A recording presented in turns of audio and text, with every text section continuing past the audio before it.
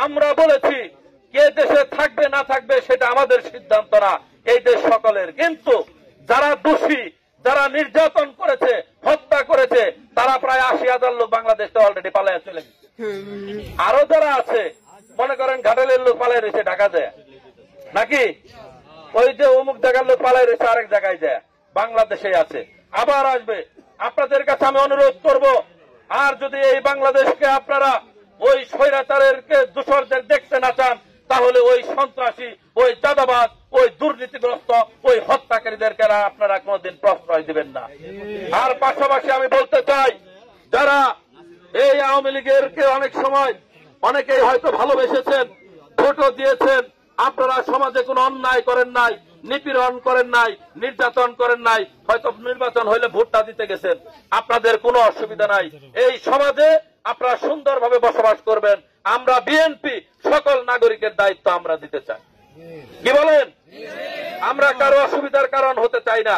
তবে ওই দুঃশাসন যারা আওয়ামী লীগ করেছে, ওই নিষিদ্ধ আওয়ামী লীগের কোন নেতা কর্মীর জায়গা এই বাংলাদেশে আর হবে না।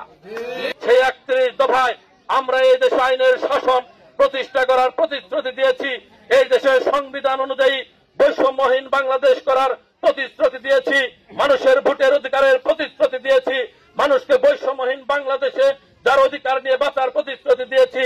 কোন নেতা কর্মীর দ্বারা কোন মানুষ যদি হেনস্থার শিকার হয়, কোনভাবে যদি কোন মানুষ প্রতিহিংসার শিকার হয়, সেই নেতা কর্মীদের আমরা দলে জায়গা দিব না। আমরা স্পষ্ট বলে দিতে চাই, বিএনপি জনগণের দল। আমরা ১৫ বছর লড়াই সংগ্রাম করতে গিয়ে আমাদের শত শত নেতাকর্মী গুম হয়েছে, আমাদের হাজার হাজার নেতাকর্মী পঙ্গুত্ব বরণ করেছে। আমাদের নেত্রী বেগম খালেদা জিয়া বৃদ্ধ বয়সে তিনি মৃত্যুর পথযাত্রী হয়েও কারাগারে ছিলেন না? বেগম খালেদা জিয়া বাংলাদেশের যেখানে নির্বাচনে দাঁড়িয়েছে, সেখানেই বাংলাদেশের মানুষ বিপুল ভোটে নির্বাচিত করেছে। খালেদা জিয়া কোনদিন দুর্নীতি করে নাই। সেই নেত্রী তিনি কারাগারে জীবন দিতে প্রস্তুত ছিলেন, পালিয়ে যান নাই, এই স্বৈরাচারের সাথে আপোষও করেন নাই। তিনি হচ্ছেন বেগম খালেদা জিয়া, আর সেই দলের নেতা আমরা। কাজেই আমাদের নেতা তারেক রহমান ৩১ দফা কর্মসূচি দিয়েছেন। আমি শুধু আমাদের মা বোনেরা এখানে অনেক উপস্থিত, আপনাদের উদ্দেশ্যে একটা দফা শুধু আজকে বলে যাই, সেটা হলো বিএনপি যদি ক্ষমতায় আসে, আমরা বিএনপি সরকারে গেলে প্রত্যেকটি পরিবারের জন্য একটা করে ফ্যামিলি কার্ডের ব্যবস্থা করা হবে। আপনার যেরকম একটা বিকাশ নাম্বার থাকে, মোবাইল নাম্বার থাকে না মায়েরা, এই একটা কার্ড হবে ফ্যামিলির, আপনার একটা কার্ড দেওয়া হবে।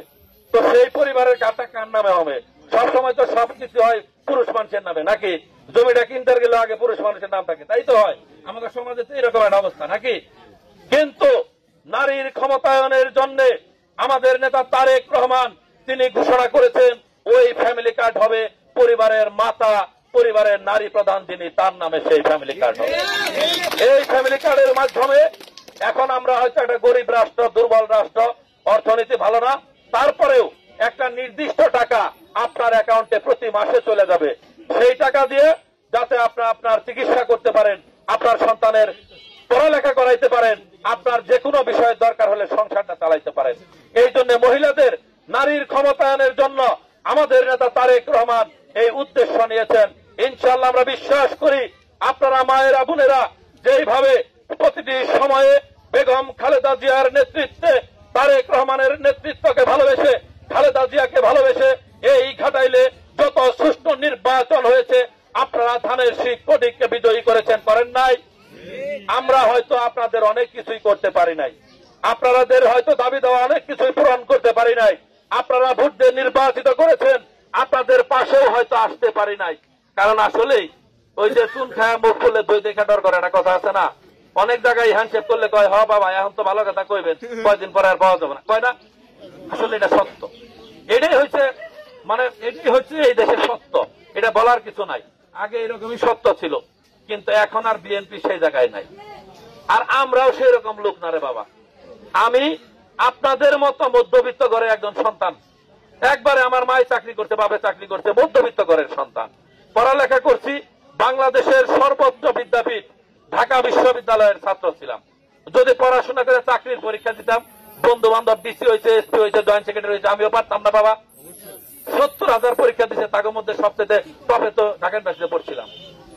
নিজে একজন আইনজীবী, আপনাকে মতো মধ্যবিত্ত ঘরের সন্তান, মাঠে ঘাটে খেলাধুলা করে এখনো নিজের মধ্যবিত্ত ঘরের সন্তান, নিজের একজন চাকরিজীবীর সন্তান ওটাই মনে করে। আমার মা অনেক কষ্ট করে চাকরি করে আমাকে বড় করছে। খালেদা জিয়া তারেক রহমান আমাকে ঘাটাইলের দায়িত্ব দিয়েছিলেন দলকে সংগঠিত করার জন্য। আপনাদের করেছি, সংগ্রাম করেছি, পাশে ছিলাম।